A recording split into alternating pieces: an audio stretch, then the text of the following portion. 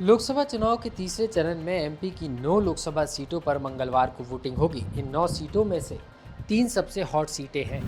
इन सीटों पर राजा महाराजा और मामा चुनावी मैदान में हैं। ऐसे में सभी की नजरें इन संसदीय क्षेत्रों पर है। इन तीनों ही जनप्रतिनिधियों के लिए अपनी अपनी सीट गढ़ है।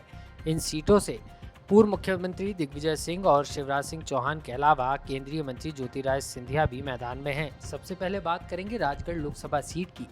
यहां से पूर्व सीएम और कांग्रेस के वरिष्ठ नेता दिग्विजय सिंह चुनावी मैदान में हैं। लगभग 3 दशक बाद वे लोकसभा चुनाव लड़ने पहुंचे हैं।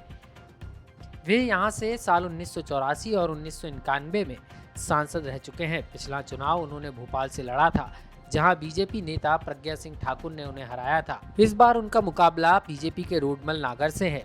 तो वहीं मतदान के पहले वे जनता से भावुक अपील भी करते नजर आए और कहा कि ये उनका जीवन का आखिरी चुनाव है।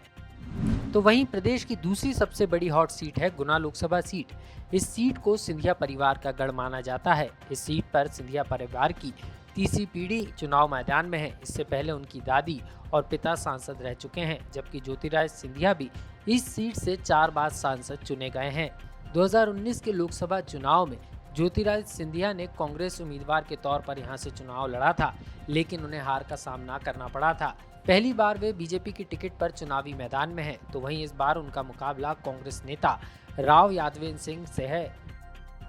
प्रदेश की तीसरी सबसे हॉट सीट है विदिशा लोकसभा सीट।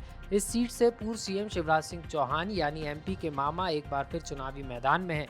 विदिशा संसदीय सीट शिवराज सिंह चौहान का गढ़ मानी जाती है।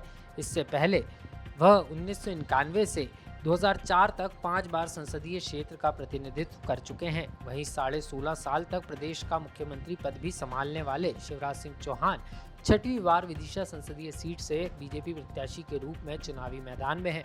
उनका मुकाबला पूर्व सांसद और कांग्रेस नेता प्रताप भानु शर्मा से है। तीनों ही हॉट सीटों पर बीजेपी और कांग्रेस दोनों ही दलों ने अपनी पूरी ताकत लगाई है।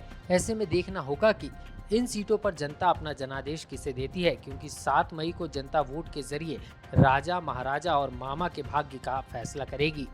लोकमत के लिए मध्य प्रदेश से आकाश सेन की रिपोर्ट।